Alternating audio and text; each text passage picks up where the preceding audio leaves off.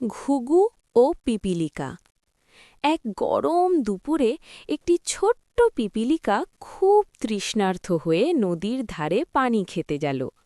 পানি খেতে গিয়ে হঠাৎ তার পা পিছলে গেল, আর সে নদীর পানিতে পড়ে ভেসে যেতে লাগল। পিপীলিকা চিৎকার করে বলল, বাঁচাও, বাঁচাও! গাছের ডালে বসে থাকা একটি দয়ালু ঘুঘু সব দেখছিল। সে দ্রুত একটি পাতা ছিঁড়ে পানির ওপর ফেলে দিল। পিপীলিকা কষ্ট করে সেই পাতার ওপর উঠে বসল। পাতা ভেসে তীরে এলে সে প্রাণে বাঁচল। পিপীলিকা মনে মনে বলল, ঘুঘু আমাকে বাঁচিয়েছে, আমি সুযোগ পেলে উপকার শোধ করব। কয়েকদিন পরে এক শিকারী জাল নিয়ে সেই গাছের নিচে এলো।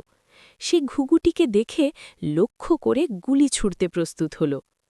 পিপীলিকা ঘটনাটা দেখে দৌড়ে এসে শিকারীর পায়ে জোরে কামড় দিল।